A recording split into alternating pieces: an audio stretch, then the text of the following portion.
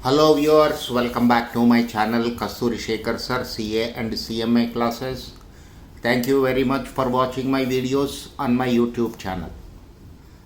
Now sir, we are in the process of studying variations in transportation problem. Now here it is an unbalanced transportation problem.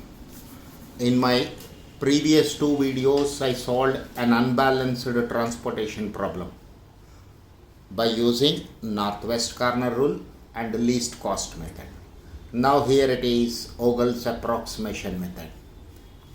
Here it is supply 850 units, demand is 740 units. So difference is 110. Supply is more than demand. So we have to introduce a dummy market. Supply is greater than demand. So we have to introduce a dummy market.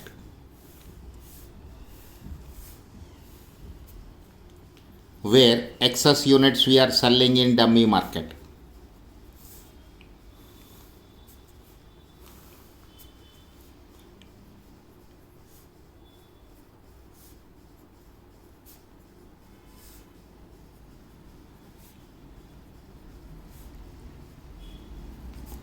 Now per unit cost also considered as it is for the remaining three markets.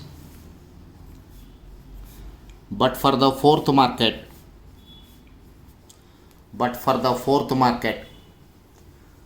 dummy, so per unit transportation cost is 0. This method is completely different to the previous methods. In VOGEL'S method we have to calculate penalties. These penalties are also known as opportunity cost.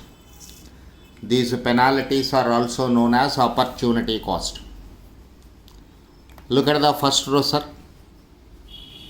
Look at the first row. 0 is the least cost. So supplying goods from F1 to M4, I can minimize my transportation cost. But due to some reasons, instead of supplying the goods from F1 to M4, suppose goods are supplied from F1 to M3.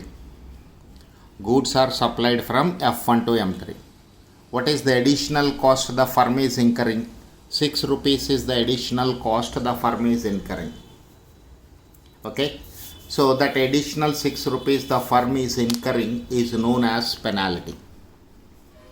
So how to calculate the penalty, sir? Find the difference between lowest cost and second lowest cost.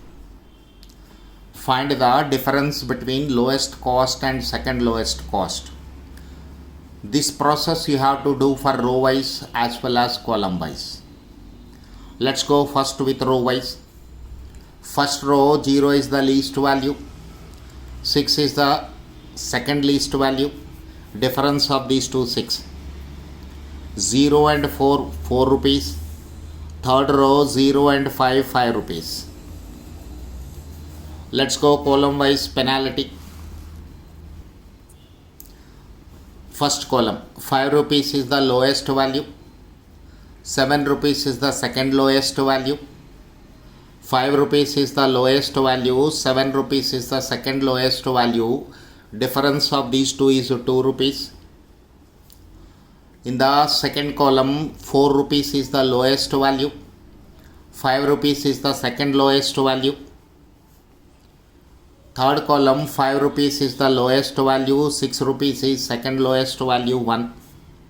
Fourth column, 0. This way, first you have to calculate the penalties. Means identify the opportunity cost.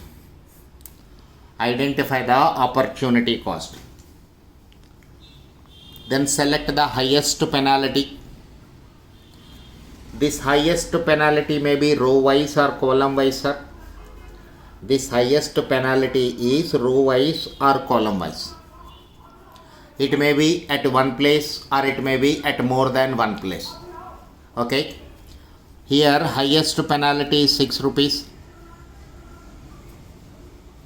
After identifying the highest penalty, what is the next step? Corresponding to this highest penalty, what is the least value? That is what I have to select. Corresponding to the highest penalty, select the least cost cell. 0 is the least cost cell. Fourth market, 110 units are required. At factory 1, 250 units are available. So market 4 requirement is fully satisfied. And capacity at F1 is reduced from 250 to 140. Eliminate market 4 from the picture. Eliminate market 4 from the picture. Clear, sir? Next, consider the reduced cost matrix at this stage. So this is my reduced cost matrix. Now calculate the penalties one more time. This time lowest cost is 6 rupees, second lowest cost is 7 rupees, row wise. Again I am repeating point. I am calculating penalties row wise for the reduced cost matrix. 6 rupees is the lowest cost. 7 rupees is the second lowest cost. Difference is 1 rupee. 4 rupees and 5 rupees, difference is 1 rupee. Here there is a tie for lowest cost. So whenever lowest cost is at more than one place, difference is taken as 0. This point again I am repeating. Lowest cost is at more than one place in the same row. Lowest cost is at more than one place means there is a tie as far as lowest cost is concerned. When it is a tie, then their difference is taken as 0. Penalty to column wise. 5 rupees is the lowest cost. 7 rupees is the second lowest cost. 5 and 7 difference is 2.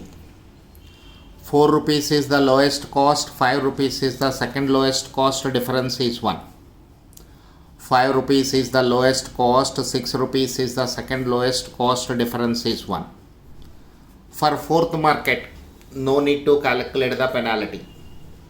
For fourth market, no need to calculate the penalty because its requirement is fully satisfied. Okay. Now here what is the highest penalty? 2 rupees. Corresponding to this highest penalty, what is the least value? 5 rupees. Corresponding to this highest penalty, least value is 5 rupees. Corresponding to market 1. So what is the requirement at market 1? 300 units. What is the availability at factory 2? 320. So we can fully satisfy the requirement of this market. We can fully satisfy the requirement of this market. So once this market requirement is satisfied, that is, once the requirement of any market is fully satisfied, then you can eliminate this market from the picture. Then you can eliminate this market from the picture. Let's go penalty third time. First column's dash, no need to calculate the penalty because its requirement is fully satisfied. Second market, lowest cost is 4 rupees. Second lowest cost is 5 rupees. 4 and 5, 1 rupee.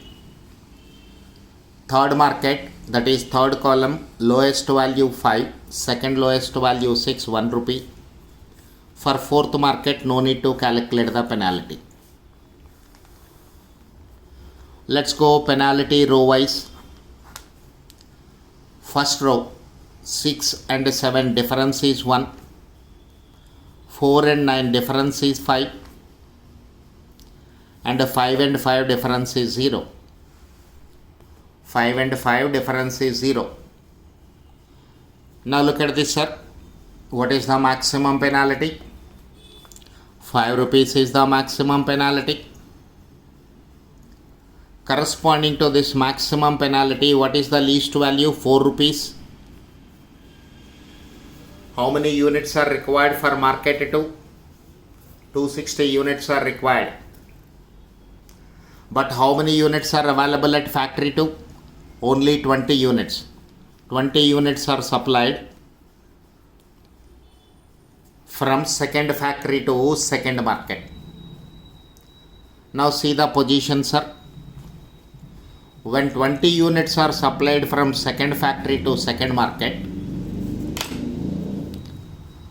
second factory capacity is completely exhausted. Second factory's capacity is completely exhausted. We cannot supply the goods from second factory to any market. Therefore, eliminate this factory from the picture. Eliminate this second factory from the picture. Now let's go for penalty fourth type. First column market is requirement is fully satisfied. No need to calculate the penalty. For second market requirement is not fully satisfied. So penalties are required. 5 and 7, 2 is the penalty. Third market requirement is also not satisfied.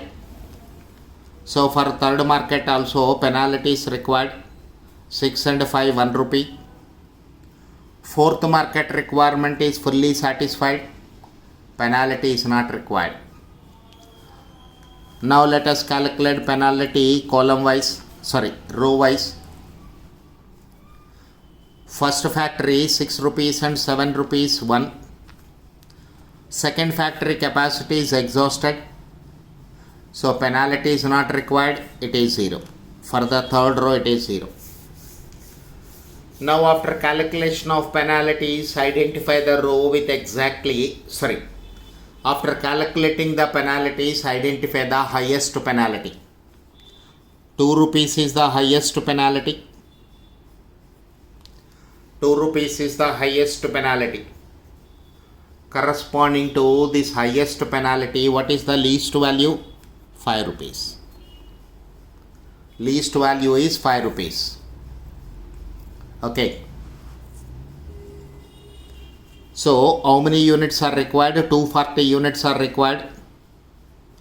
Supply 240 units, it is 0. And 240 units are supplied from third factory. So capacity at third factory is reduced to 40. Now sir, second market requirement is fully satisfied. Second market requirement is fully satisfied. It is eliminated from the picture. Now there is only one market left over. Adjust now. 40 units are supplied from third factory.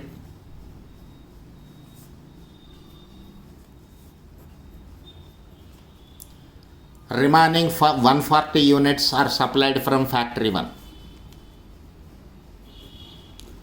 Remaining 140 units are supplied from factory 1. Now requirement at each market is fully satisfied. Requirement at each factory is fully satisfied. And at the same time capacities at each factory are also exhausted. Now number of occupied cells required. Number of occupied cells required is equal to m plus n minus 1, 3 plus 4 minus 1, 6. Number of occupied cells obtained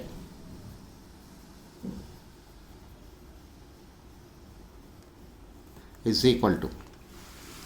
Look at the solution once again. In the first row we have 2 occupied cells. In the first row we have 2 occupied cells.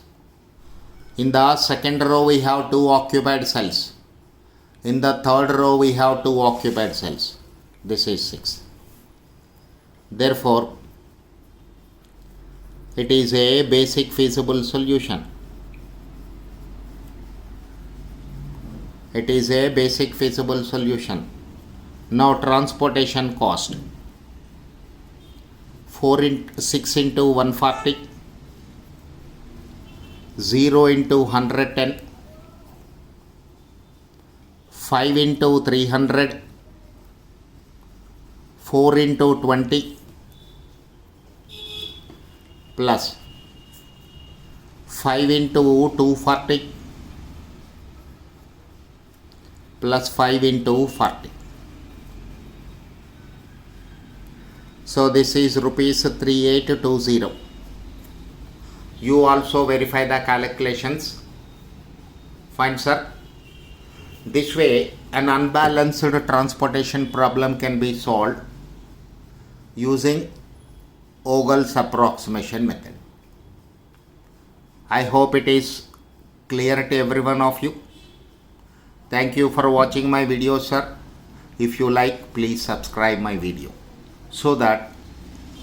subscribe my channel so that I can upload more number of videos. Thank you, sir.